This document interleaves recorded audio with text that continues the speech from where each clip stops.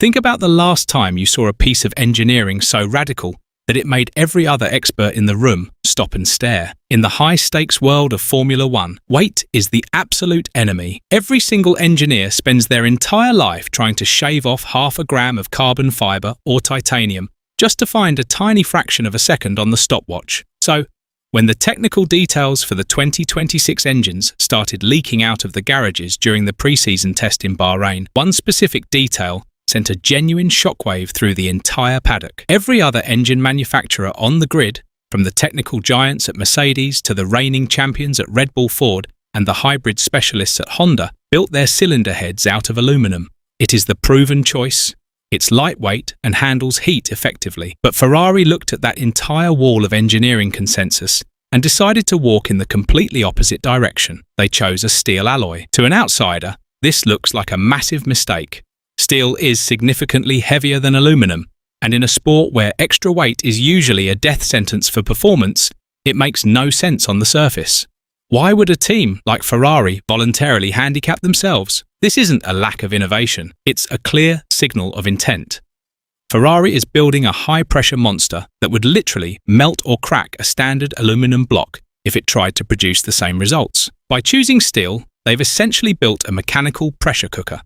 This construction allows them to push ignition conditions and internal temperatures to levels the sport has never seen before. They are betting that the massive horsepower gains from these unprecedented internal pressures will far outweigh the penalty of those extra kilograms. It is a bold, aggressive, and highly secretive move that has left the rest of the pit lane wondering if they have missed a massive trick in the 2026 regulations. This mechanical mystery under the hood makes the actual lap times we saw in Bahrain even more suspicious. If you just looked at the headlines, you would think Ferrari has already won the championship.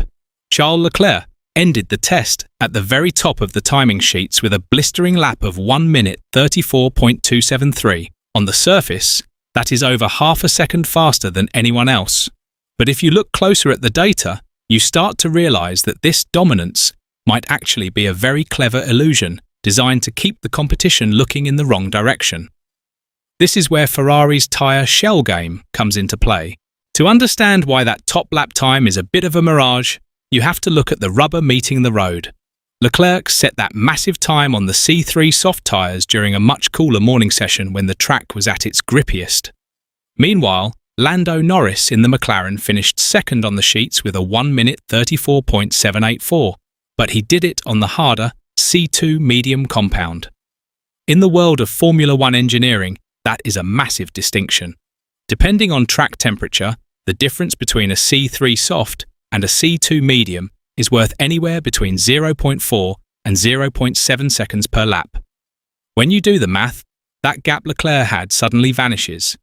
On equal tyres, Lando Norris and that McLaren might actually be faster right now. Ferrari knows this, and the fact that they are letting everyone believe they are the fastest is the first real hint that they are sandbagging their true potential.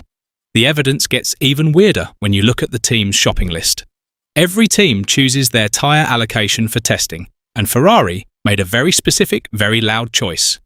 They requested 20 sets of those C3 soft tyres, the maximum allowed.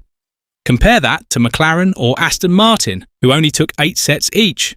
This tells us that Ferrari wasn't interested in the boring, difficult work of race simulations, where you test how tyres wear down over 50 laps. Instead, they were specifically optimizing for short, explosive bursts of speed. They were tuning for the camera, making sure they stayed at the top of the leaderboards while everyone else was focused on long-run data. It is a classic misdirection. By showing the world a fast lap time that looks better than it is, they hide the real progress of that revolutionary steel engine and their new aerodynamic platform. They want the paddock talking about qualifying speed so no one notices what they are really holding back for Melbourne. But the tyre games are just the surface. To find the real secret to their 2026 pace, you have to look away from F1 and toward the grueling 24-hour race at Le Mans. For the last few years, Ferrari has been dominating the World Endurance Championship with their 499p Hypercar. That car was a rolling laboratory for the exact technology now hidden inside the SF26. This cross-pollination gives Maranello a massive head start on the most difficult part of the 2026 regulations, the battery system. In the upcoming season, nearly half of the car's performance comes from the electric motor, known as the MGU-K.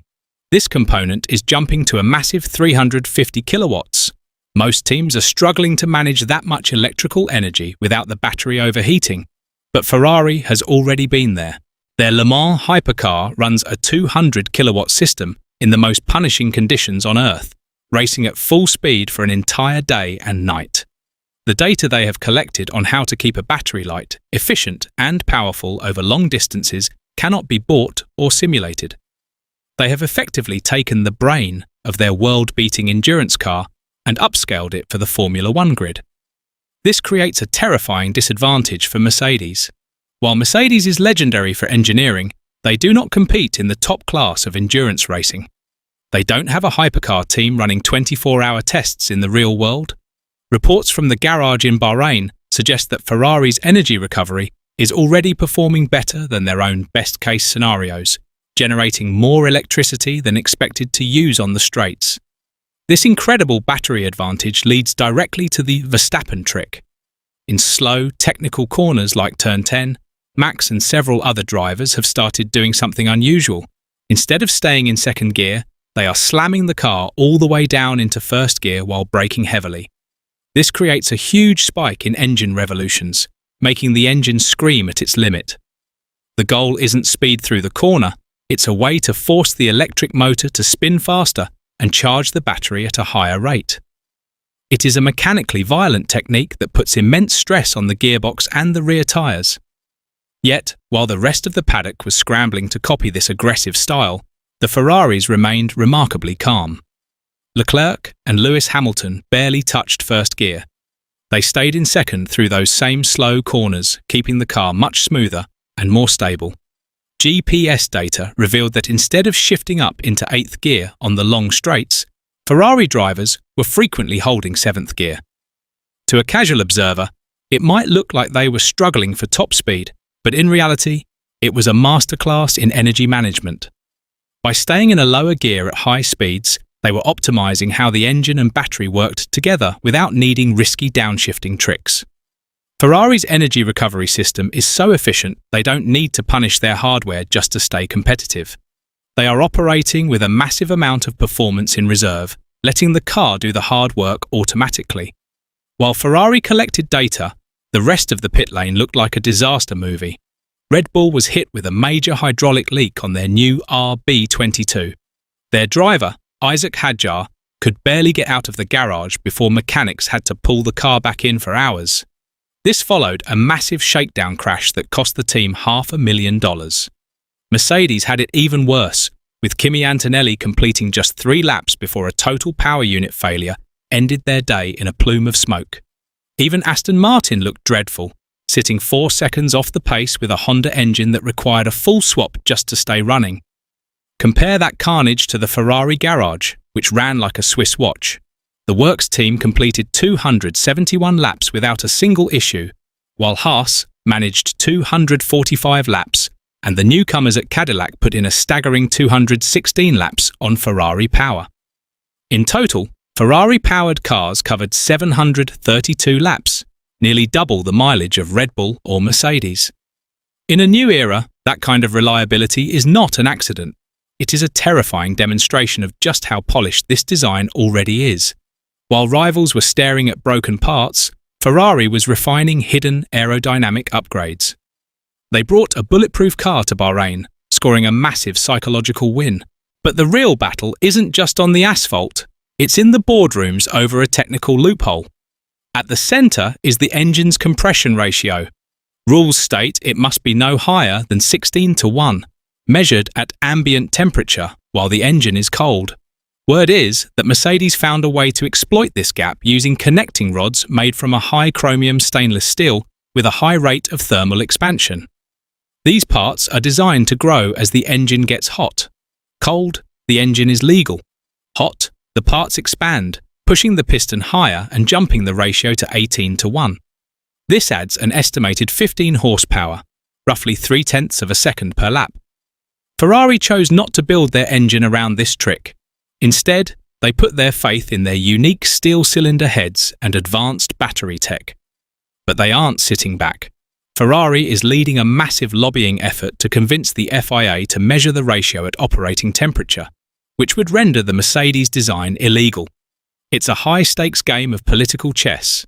If the loophole stays open, Ferrari faces a horsepower deficit. If it's closed, Mercedes loses their biggest advantage overnight. Despite the tech, we have to address the February championship curse. Over the last decade, Ferrari has topped testing 5 different times and failed to win the title every single time. They have a historic habit of showing their hand too early, running engines harder or fuel lighter just to grab headlines. The most painful example is 2019, where they looked untouchable in testing, only for Mercedes to arrive in Melbourne 7/10 faster. This history is why experts are still skeptical. Is this another mirage? However, there is a different energy this time. Team principal Fred Vasseur admitted the car we've seen is merely a Spec A version, a baseline machine. If they are topping sheets and doubling mileage with a baseline, the racing version could be a different animal entirely. Vasseur's quiet confidence suggests they are finally prioritizing long-term strategy over headlines. The countdown to March 8th in Melbourne is on. Is this the year the radical steel engine and Le Mans secrets break the curse? Ferrari has gone all in on a philosophy no one else dared to touch.